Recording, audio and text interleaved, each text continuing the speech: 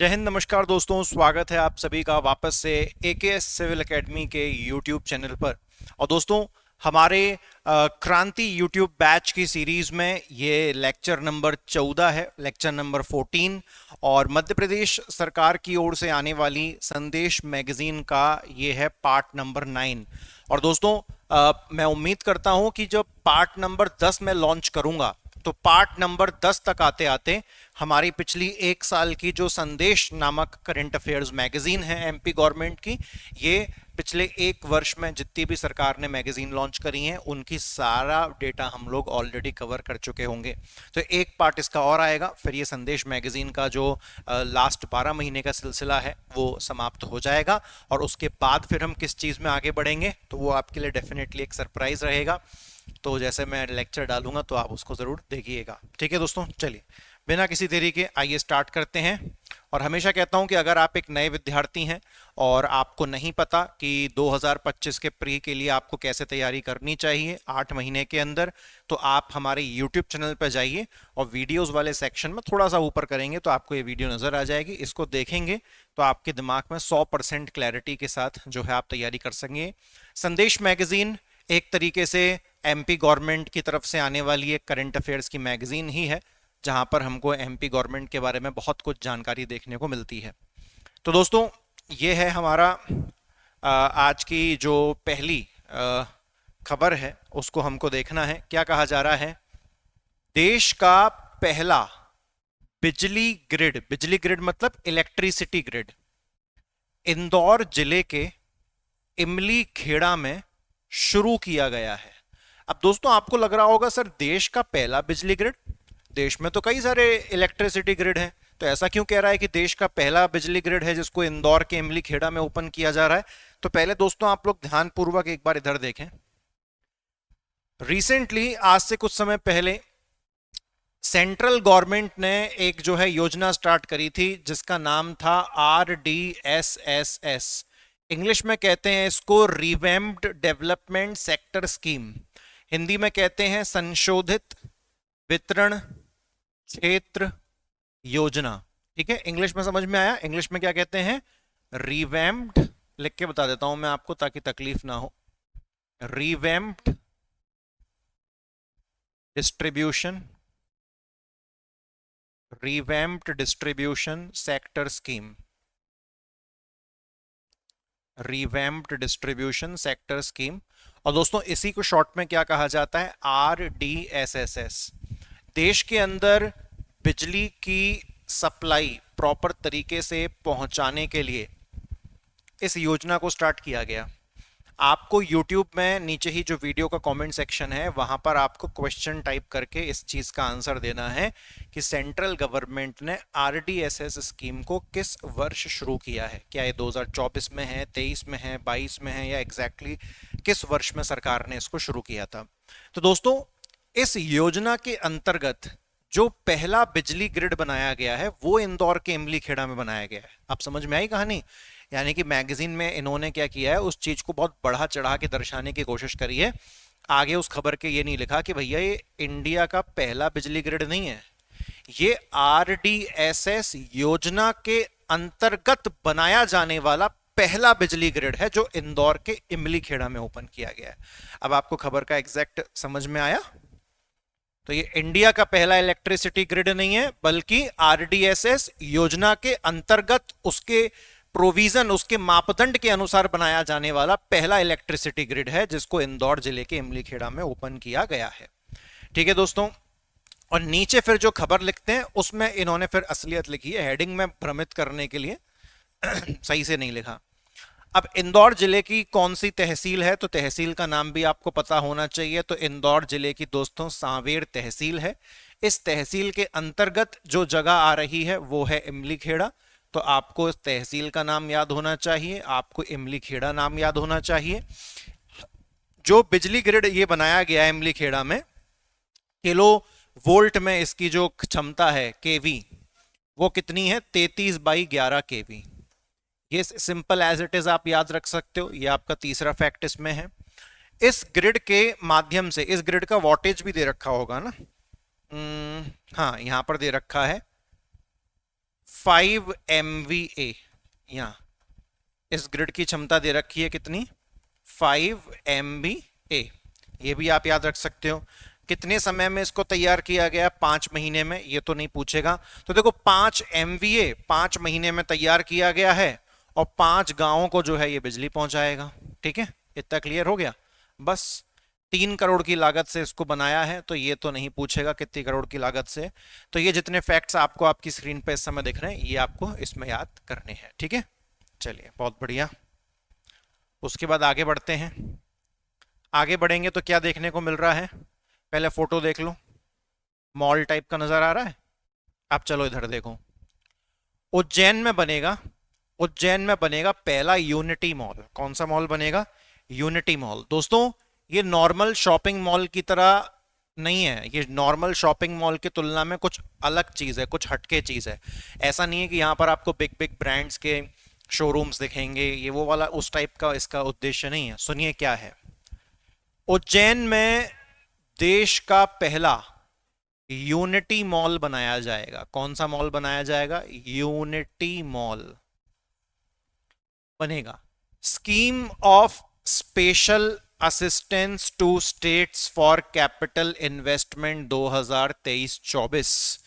ये पूरी योजना का नाम है, क्या है, scheme of special assistance to states for capital investment. काफी बड़ा नाम है, कोई बात नहीं, आराम से पढ़िएगा। तो इस योजना के तहत जो है मॉल का निर्माण किया जाएगा। ठीक है, इसके लिए सेंट्रल गवर्नमेंट का जो फाइनेंस मिनिस्ट्री है वहां से पैसा भी प्राप्त हो चुका है। पैसा कितना प्राप्त हुआ है, 284 करोड़। ये याद रखने की चीज नहीं है। यूनिटी मॉल की खासियत क्या है दोस्तों, यूनिटी मॉल की खासियत ये है, सुनो। अब जैसे कि मध्य प्रदेश में 55 जिले हो गए, ठीक है, हर जिले का अपना एक वन डिस्ट्रिक्ट वन प्रोडक्ट है, एक जिला एक उत्पाद। तो एक जिला एक उत्पाद का प्रमोशन करने के लिए ये यूनिटी मॉल का यूज किया जाएगा।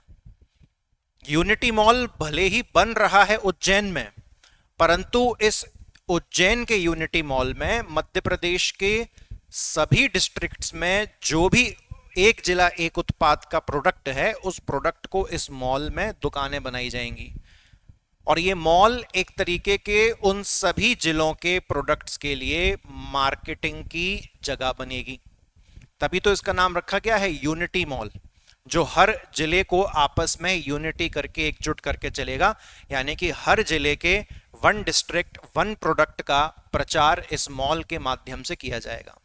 और केवल मध्य प्रदेश के ही जिलों का नहीं, एमपी के बाहर जितने भी स्टेट्स हैं, उन स्टेट्स के प्रोडक्ट का प्रचार प्रसार भी इस मॉल के जरिए किया जाएगा।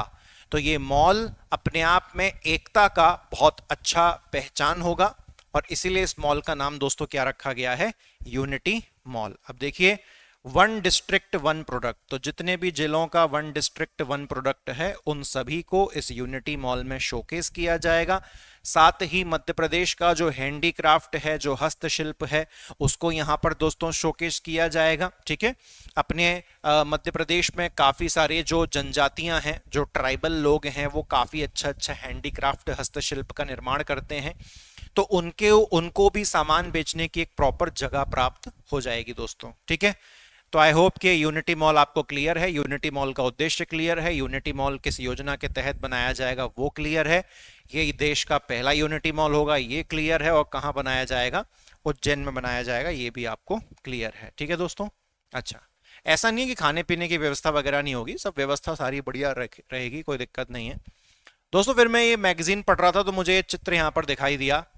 मैंने सोचा कि इंपॉर्टेंट हो सकता है क्योंकि 20-20 साल का डेटा कवर कर रहा है। प्रदेश में 3600 किलोमीटर राज्य राजमार्ग, राज्य राजमार्ग क्या होता है, स्टेट हाईवे, ठीक है ना। स्टेट हाईवे के नजरिए से कुछ एक उसमें आर्टिकल आया था, तो मुझे इसमें ना ये ये बारग्राफ बहुत अच्छे लगे। पहले देखो, 4 लेन स्टेट हाईवे किलोमीटर में, है ना। तो 4 लेन वाले जो स्टेट हाईवे हैं किलोमीटर में, वो 2002 में कितनी उनकी थी लेंथ, 0 किलोमीटर। और 20 साल के गैप के बाद 2022 में कितनी हो गई, 376 किलोमीटर। ये किस चीज की लेंथ है, जो फोर लेन है, ये उसकी लेंथ है, ठीक है। फोर लेन हाईवे की लेंथ कितनी है? 376। बहुत बढ़िया, तो ये आपको याद रखना है। अब यहां पर ये इनके बीच में 2 दशक बीत गए हैं। कितने दशक बीत गए हैं? 2 दशक, 2 डेकेड्स। तो 1 दशक, 2 दशक, तो 1 डेकेड, 2 डेकेड, इसका डेटा वो पूछ लेता है। तो 20 साल पहले 0 किलोमीटर थे, फोर लेन हाईवे थे ही नहीं। बट आफ्टर 20 ईयर्स, 2022 तक आते आते ये फोर लेन हाईवे की लंबाई हमारे मध्य प्रदेश में कितनी हो गई है? 376। तो एक ये भी हमारा यहाँ पर बहुत सही फैक्ट है, ठीक है। 376 आप याद रख लोगे। उसके बाद इन्होंने 2 दशक के गैप में एक और आपसे डेटा आपको मैं बताने की कोशिश करी। तो फोर लेन स्टेट हाईवे तो चलो छोड़ो आप, फोर लेन को अगर हम हटा दें और नॉर्मली अपने स्टेट हाईवे अगर हम देखें तो उसमें कितना डिफरेंस आ गया है? तो 2002 में दोस्तों मध्य प्रदेश के जो स्टेट हाईवे की लंबाई थी वो 8,728 है, और 20 साल बाद 2022 में मध्य प्रदेश के स्टेट हाईवे की लंबाई 10,783 है। दोस्तों वेरी इंपॉर्टेंट फैक्ट है ये। इस प्रकार का डेटा परिवहन टॉपिक के अंदर वो आपसे पूछ सकता है, ठीक है दोस्तों। तो अब मैं इसका आपका जो है ना, इसको परसेंट में हम कैलकुलेट कर लेते हैं। परसेंट में पूछ सकता है कितने परसेंट का इंक्रीज आया है, तो वो कैलकुलेट करने के लिए बड़ा बेसिक सा हमको फार्मूला जो है इसमें लगाना पड़ेगा। हमको वृद्धि दर पता करना है, यानी कि इंक्रीमेंट रेट कितना हुआ है ये हमको पता करना है। इंक्रीमेंट रेट तो बड़ा सिंपल सा फॉर्मूला है, 10,783 में से क्या माइनस कर दो? 8,728, ठीक है। तो इधर आ जाएगा आपका 5, 7 में से 2 गए आपके कितना आ जाएगा? 5, 7 में से 7 गए आपका कितना आ जाएगा? 0। 10 में से 8 गए आपका कितना आ जाएगा? 2055। अब क्या करेंगे? जो 2055 डिफरेंस आया है इसको हम 8728 से डिवाइड कर देंगे, और मल्टीप्लाई बाई हम क्या कर देंगे? इसमें 100 कर देंगे। तो लगभग मोटा मोटा आप मान के चलो 23% के आसपास। थोड़ा मैं एक एग्जैक्ट कैलकुलेशन निकाल लेता हूँ थोड़ा ज़रा। अगर हम 2055 को डिवाइड दे दें 8728 से, हाँ तो ठीक है भाई, 23.5% आ रहा है। 23.5%। तो अगर पूछ ले पिछले 2 दशक में, पिछले 2 डेकेड्स में एमपी के स्टेट हाईवेज में कितना प्रतिशत की जो है बढ़ोतरी हो गई है, तो 23.5% की जो है क्या हो गई है दोस्तों? बढ़ोतरी हो गई है, ठीक है। तो आई होप कि ये भी अब आप कर लेंगे ध्यान से, क्योंकि इंपॉर्टेंट होता है ऐसा डेटा, क्योंकि जब से 2024 का प्रीलिम्स हुआ है ना, तब से हमको हर चीज़ के लिए तैयार रह कर चलना पड़ता है। दोस्तों यहाँ पर एक खबर आई थी कि जो पहली सोलर सिटी है, पहली सोलर सिटी हम किसे कहते हैं? सांची। बेसिकली तो मैंने आपको ये फैक्ट रिवाइज करवाने के लिए इस आर्टिकल को लगाया था।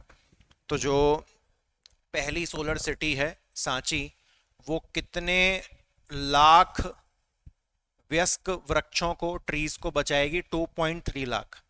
तो अब आप कहोगे सर पेड़ों को बचाएगी मतलब क्या होगा? तो सुनिए, समझिए पहले, है ना, अलग सेंस में उन्होंने ये बात लिखी है। क्या बोलते हैं? विश्व धरोहर सांची, यानी कि वर्ल्ड हेरिटेज साइट में सांची आता है। तो सांची जो है ये मध्य प्रदेश की पहली सोलर सिटी है, पहली सोलर सिटी है। और सिटी में की गई गतिविधियों से सालाना 13,747 टन कार्बन डाइऑक्साइड के उत्सर्जन में कमी आएगी। यह लगभग 2,03,000 पेड़ लगाने के बराबर है। तो मतलब एग्जैक्टली पेड़ बचा नहीं रहे हैं। बेसिकली वो कहने का मतलब क्या है कि अगर आप सोलर सिटी किसी शहर को बनाते हो तो सीधी सी बात है कि मतलब आप बिजली का ऐसे पैदा करने वाले हो, आप बिजली जो है सोलर से पैदा करने वाले हो। बिजली सोलर से पैदा करोगे तो मतलब कोयले का उपयोग कम करोगे, वरना तो थर्मल पावर प्लांट में क्या होता है? कोयले को गर्म करके वहां से भाप बना के तब बिजली बनती है, और कोयला गर्म होता है तो धुआं निकलने के लिए, तो धुआं निकलता है तो कार्बन डाइऑक्साइड रिलीज होती है। कार्बन डाइऑक्साइड एक ग्रीन हाउस गैस है, पृथ्वी को गर्म बनाती है। तो सोलर सिटी हमने बना दिया सांची को, अब सांची क्या है, कोयले की खपत नहीं करेगी, सौर ऊर्जा के माध्यम से बिजली बनाएगी, तो कार्बन डाइऑक्साइड भी वातावरण में रिलीज नहीं होगा। और इतनी ज्यादा कार्बन डाइऑक्साइड बचाने का यही मतलब है कि आपने 2,03,000 पौधे लगा दिए, उसके बराबर है। तो एग्जैक्टली पौधे लगा या बचा नहीं जा रहे, बेसिकली कार्बन डाइऑक्साइड को रोककर उसको एक कहने का तरीका है कि तुमने इतनी कार्बन डाइऑक्साइड होने से रोक दी, तो इसका मतलब यही है कि तुमने 2,03,000 पेड़ लगा दिए, ऐसा भला काम तुमने कर दिया। ठीक है, बाकी इसमें जानने वाली कोई चीज नहीं है। और कहने की बात तो यह है कि ये पूरी न्यूज आपको ये समझाने के लिए थी कि जो सांची है वो पहली सोलर सिटी कही जाती है। उसके बाद दोस्तों ये देखो, छतरपुर के फर्नीचर उत्पाद को मिलेगी नई पहचान। एक जिला एक उत्पाद को रिवाइज करवाने के लिए मैंने आपको न्यूज डाली है इधर कि छतरपुर का ओडीओपी के तहत, वन डिस्ट्रिक्ट वन प्रोडक्ट के तहत कौन सा प्रोडक्ट है, फर्नीचर, छतरपुर का फर्नीचर। अब क्या कह रहे हैं कि जो वन डिस्ट्रिक्ट वन प्रोडक्ट है उसके तहत छतरपुर जिले के प्रसिद्ध फर्नीचर उत्पाद को राष्ट्रीय और अंतरराष्ट्रीय बाजार, national and international market available करवाने के लिए 10 अगस्त को, ये पिछले साल दोस्तों अगस्त की बात हो रही है, तो आप ऑलरेडी देख लीजिए, आज जब मैं इस लेक्चर को रिकॉर्ड कर रहा हूं, आज 5 अगस्त 2024 है, और 5 अगस्त 2024 और ये बात है 10 अगस्त 2023 की। तो मैंने ऑलरेडी इसी लेक्चर के भीतर भीतर ही रहकर आपके 12 महीने का निपटा दिया है मैगजीन का पूरा काम, समझ लो अब आप। तो 10 अगस्त को सूक्ष्म लघु एंड मध्यम विभाग और नेशनल डिजाइन संस्थान के बीच एक MOU हुआ है, यानी कि micro small and medium enterprises का डिपार्टमेंट और दूसरी तरफ नेशनल डिजाइन इंस्टीट्यूट का डिपार्टमेंट, दोनों के बीच में क्या हुआ है, MOU, यानी कि मेमोरेंडम ऑफ अंडरस्टैंडिंग। तो इस MOU के तहत अब जो छतरपुर का फर्नीचर है, अब उसके डिजाइन को और उसके मार्केट को एक नया मंच मिलेगा और नेशनल और इंटरनेशनल मार्केट में ज्यादा बेहतर तरीके से छतरपुर के फर्नीचर को बेचा जा सकेगा, और छतरपुर के जितने भी बढ़ई हैं जो फर्नीचर का काम करते हैं उनको बढ़िया मुनाफा देखने को मिलेगा। ठीक है, तो याद रखिएगा, छतरपुर का ODOP के तहत कौन सा प्रोडक्ट है, फर्नीचर। अब दोस्तों यहां पर एक और खबर क्या देखने को मिलती है, बालाघाट को क्या प्राप्त हुआ है, बालाघाट को स्कॉच ऑर्डर ऑफ मेरिट पुरस्कार प्राप्त हुआ है। दोस्तों मुझे इससे एक खबर याद आ रही है, मैंने आपको इसी क्रांति बैच में यही संदेश मैगजीन के दौरान पढ़ाया था कि मध्य प्रदेश का जो पोल्यूशन कंट्रोल बोर्ड है, प्रदूषण नियंत्रण बोर्ड, उनको भी स्कॉच अवार्ड मिल चुका है। तो अगर आपने प्रीवियस लेक्चर्स देखे हैं तो मेमोरी पर थोड़ा सा जोर देके सोचने की कोशिश करिएगा। ठीक है, अब बालाघाट ने ऐसा क्या कर दिया कि उनको Skoch order of merit award मिला है। महिला बाल विकास विभाग, यानी कि women child development department, Balaghat, Balaghat का महिला बाल विकास विभाग है, तो इन्होंने एक वन स्टॉप सेंटर बनाया है। क्या बनाया है इन्होंने, एक वन स्टॉप सेंटर बनाया है, और इसी वन स्टॉप सेंटर को अच्छा प्रदर्शन करने के लिए Skoch merit, Skoch order of merit पुरस्कार जो है 2023 वाला दिया गया है। तो ये याद रखना दोस्तों बहुत जरूरी है। ठीक है, अच्छा, ये जो वन स्टॉप सेंटर बालाघाट में जो महिला और बाल विभाग है, ये जो उन्होंने वन स्टॉप सेंटर शुरू किया है, तो ये कब शुरू किया था इन्होंने, 2018 में, जानने वाली बात है। और इस वन स्टॉप सेंटर में अगर महिलाओं के प्रति और बच्चियों बालिकाओं के प्रति किसी भी प्रकार की हिंसा होती है तो वो आकर यहाँ पर अपनी शिकायत कर सकती हैं और यहीं से उनको सहयोग प्रदान किया जाएगा, हेल्प दी जाएगी। तो जो दूर दराज इलाके की महिलाएं हैं वो भी जो है इस सेंटर का लाभ जो है उठा सकती हैं। तो वन स्टॉप सेंटर है कि आप इस सेंटर पे आइए और आपके साथ अगर किसी भी प्रकार की हिंसा हुई है, चाहे आप बच्ची हैं या महिला, आप आके अपना केस यहाँ पे दर्ज कराइए और फिर उस व्यक्ति के खिलाफ सख्त से सख्त कार्रवाई की जाएगी। तो बहुत अच्छा प्रदर्शन किया है इस वन स्टॉप सेंटर ने, और इसीलिए बालाघाट का विमेन चाइल्ड डिपार्टमेंट के द्वारा शुरू किया गया ये वन स्टॉप सेंटर कब शुरू किया गया? 2018 में। इसको 2023 का स्कॉच ऑर्डर ऑफ मेरिट पुरस्कार से सम्मानित किया गया है दोस्तों। ठीक है, अच्छा, स्कॉच अवार्ड के बारे में दोस्तों मैं आपको बता दूं कि जो स्कॉच अवार्ड है ये एक प्रकार की इंस्टीट्यूट है, संस्थान है, और स्कॉच के जो अवार्ड्स इन्होंने जो देना शुरू किए थे, कब से शुरू किए थे? 2003 से। तो ये आपके लिए फैक्ट हो सकता है। उसके बाद दोस्तों आगे बढ़ेंगे। आगे क्या कहा जा रहा है? आगे कहा जा रहा है देवारण्य योजना में 40 जिला स्तरीय समिति गठित हुई। अब दोस्तों क्या कहा जा रहा है? देवारण्य, तो जो देवारण्य योजना है, पहली बात तो ये है क्या, पहले वो समझ लो। मध्य प्रदेश में जो औषधि पौधे हैं, औषधि मतलब रेमेडिकल प्लांट्स जिन्हें आप कह सकते हो, हर्बल प्लांट्स जिन्हें आप कह सकते हो, जो दवाइयां बनाने में काम आएंगे, ठीक है, तो जितने भी औषधि पौधों की खेती होती है उनके रकबे को बढ़ाने के लिए, रकबा मतलब उनका साइज, ताकि उनको ज्यादा उगाया जा सके। तो बड़ा सिंपल सा मैं आपको इस पूरे आर्टिकल के तहत यही सिखाना चाह रहा हूं यहां पर कि जो देवारण्य योजना है, देवारण्य योजना का संबंध किससे है? तो क्या देवारण्य योजना का संबंध पिछड़े वर्गों से है? क्या देवारण्य योजना का संबंध जो है धर्म से है? या देवारण्य योजना का संबंध शिक्षा से है? क्या देवारण्य योजना का संबंध औषधि पौधों से है? तो हो सकता है जो व्यक्ति पढ़ के ना जाएगा उसको औषधि पौधे पहचानने में काफी तकलीफ होगी। तो देवारण्य योजना का जो तात्पर्य है वो मध्य प्रदेश में जो रेमेडियल प्लांट्स हैं, जो औषधीय पौधे हैं, उनकी खेती का साइज बढ़ाने के लिए जो है ये योजना बनाई गई है। और इस योजना का बेसिकली जो उद्देश्य है वो खास तौर पे जो ट्राइबल एरियाज हैं, जो जनजातीय क्षेत्र हैं, वहां पर ऐसे पौधों को उगाया जाए ताकि जनजातीय क्षेत्रों की जो किसान हैं उनकी जो आय है उसमें बढ़ोतरी हो सके।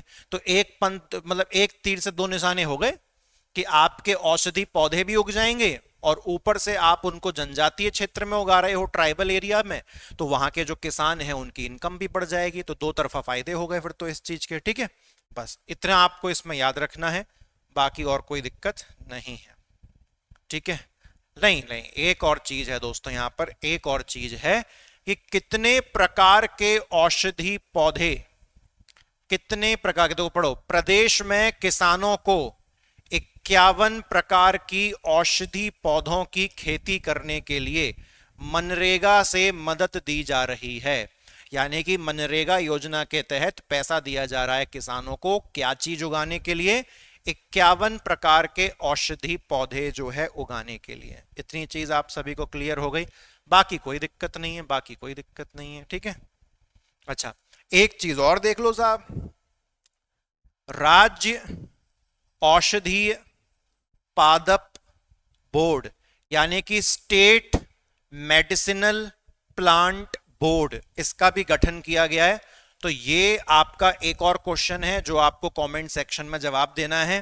पहला क्वेश्चन मैंने आज आपके लिए क्या पूछा था, आरडीएसएस योजना सेंट्रल गवर्नमेंट ने कब शुरू की, इसका जवाब आपको देना है। और दूसरा जो ये है दोस्तों, स्टेट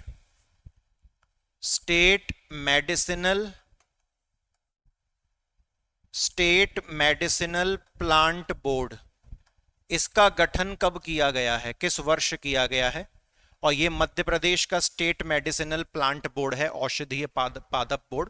तो ये आपको सर्च करना है, इसका भी तारीख आपको लिखनी है और इसकी भी तारीख आपको लिखनी है। ठीक है, 51 प्रकार याद कर लिया। और देवारण्य योजना का संबंध मध्य प्रदेश में औषधि पौधों की संख्या बढ़ाना है, उनकी कृषि बढ़ाना है, और खासतौर पे किन इलाकों के अंदर दोस्तों? जनजातीय इलाकों के अंदर, ट्राइबल एरियाज के अंदर, ताकि वहां के किसानों की जो इनकम है वो बढ़ सके। उसके बाद दोस्तों ये बहुत अच्छा यहां पर क्वेश्चन है कि इंदौर जो है वो क्लीन एयर सर्वे यानी कि स्वच्छ वायु सर्वेक्षण में भी देश में क्या आया है? नंबर 1। तो जमीनी तौर पे साफ सफाई में तो नंबर 1 है ही है, और प्लस वायु एयर के तौर पर भी साफ सफाई में एयर भी जो है सबसे साफ है पूरे देश में इंदौर की। तो आइए दोस्तों देखते हैं, सेंट्रल पॉल्यूशन कंट्रोल बोर्ड क्या लिखा हुआ है? सेंट्रल पॉल्यूशन कंट्रोल बोर्ड के स्वच्छ वायु सर्वेक्षण 2023, क्लीन एयर सर्वे 2023, 10 लाख से अधिक पॉपुलेशन वाले शहरों की कैटेगरी में इंदौर नंबर 1 आया है। समझ गए आप कहानी? अबव 10 लैक्स, तो अबव 10 लैक्स जहां पॉपुलेशन होती है बेसिकली वो मेट्रोपॉलिटन बड़े शहर हो जाते हैं। तो 10 लाख से अधिक आबादी वाले शहरों की कैटेगरी में इंदौर नंबर 1 आया है। 10 लाख से आबादी वाली कैटेगरी की में भोपाल 5वें स्थान पे आया है। ये लीजिए क्या बात है, जबलपुर 13वें स्थान पर आया है और ग्वालियर 41 पर आया है। तो आप देखें कितना बढ़िया बात हो गई। इंदौर भी आ गया नंबर 1, भोपाल आ गया 5, जबलपुर आ गया 13, ग्वालियर आ गया 41। बहुत अच्छी बात है दोस्तों। उसके बाद प्रदेश में 3 लाख से लेके 10 लाख तक की पॉपुलेशन वाले जो शहर हैं उस कैटेगरी में सागर को देश में कौन सा स्थान प्राप्त हुआ है? 10वां स्थान प्राप्त हुआ है दोस्तों। ये भी अच्छी बात है। कहानी समझ में आई कि एक तो हो गई 10 लाख से ऊपर वाली पॉपुलेशन की कैटेगरी और दूसरी हो गई 3 लाख से अधिक और 10 लाख के बीच वाली पॉपुलेशन की कैटेगरी। इसमें छोटे शहर आते हैं। तो यहां पर कौन सा उठा लिया गया? यहां पर दोस्तों सागर उठा लिया गया। तो ऐसा नहीं कह रहे कि 3 लाख से 10 लाख वाली जो पॉपुलेशन की कैटेगरी है उसमें सागर इंडिया में नंबर 1 आया है। इंडिया में नंबर 1 नहीं आया, परंतु देश में 10वें स्थान पर जरूर आया है। 3 लाख से कम पॉपुलेशन वाली कैटेगरी में देवास, काफी कम पॉपुलेशन है, तो देवास को इंडिया में 6 रैंक हासिल हुई है। कौन सी कैटेगरी में? 3 लाख से कम पॉपुलेशन वाली कैटेगरी में। ठीक है, अच्छा। बाकी किसने कितना स्कोर किया वो भी आप चाहो तो याद रख सकते हो। इंदौर ने 200 में से 187 स्कोर किया, इसलिए देश में नंबर 1 बैठा हुआ है।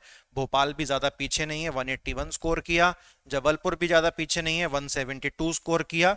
ग्वालियर थोड़ा सा पीछे है, 114 अंक हासिल करे। तो ये अंक है, रैंक नहीं है। रिपीट करें, इंदौर की रैंक 1, भोपाल की 5, जबलपुर की 13 और ग्वालियर की 41। ओके, हो गया। अच्छा, 3 लाख ये कहा था 10 लाख से ऊपर वाली, और 3 से 10 के बीच में सागर 10वें स्थान पर, और 3 लाख से कम वाली में देवास 6ठे स्थान पर। ओके, चलिए। तो ये बहुत इंपॉर्टेंट फैक्चुअल डेटा है दोस्तों, इसको याद रखिएगा क्योंकि ये एयर पॉल्यूशन से संबंधित है, इसीलिए। उसके बाद दोस्तों, चूंकि हम 12 महीने पुराने तक का माल पूरा उठा रहे हैं तो हमको शिवराज सिंह चौहान सीएम के रूप में भी देखने को मिल रहे हैं। मुख्यमंत्री सीखो कमाओ योजना का शुभारंभ। आइए इस योजना के बारे में थोड़ा सा आपको बता दें। पूर्व मुख्यमंत्री श्री शिवराज सिंह चौहान जी ने 22 अगस्त को, यानी कि पिछले साल की बात हो रही है, 22 अगस्त को महात्मा गांधी उच्चतर माध्यमिक विद्यालय बरखेड़ा भेल, ये बरखेड़ा कौन सी जगह? बरखेड़ा वो जगह है भोपाल में जहां पर भेल का पूरा प्लांट सेटअप है। ठीक है, तो जगह का नाम याद रखिएगा। यहां से जो है इस योजना को शुरू किया है मुख्यमंत्री सीखो कमाओ योजना। इस योजना में बेसिकली होगा क्या कि बच्चों जो युवा हैं उनको सिखाया भी जाएगा और सिखाने के दौरान जो है उनको जो स्टाइपेंड है, जो पैसा है वो भी दिया जाएगा। ठीक है, अच्छा, कुछ डिटेल इसके बारे में, ये योजना में अब तक क्या हुआ है। अच्छा, ये तो इतने इतने युवाओं को जो है ठीक है, कोई दिक्कत नहीं है।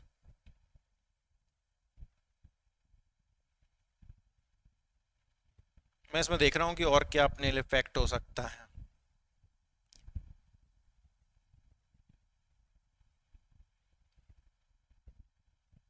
बेसिकली इसमें पता है क्या है सीखो कमाओ योजना में कि इन्होंने सबसे पहले कंपनीज का रजिस्ट्रेशन करवाया है। क्योंकि ट्रेनिंग देगा कौन? ट्रेनिंग तो कंपनीज देंगी ना। तो इन्होंने सबसे पहले कंपनीज का रजिस्ट्रेशन करवाया, फिर बोला कि अब तक 16,000 कंपनी रजिस्टर हो चुकी हैं।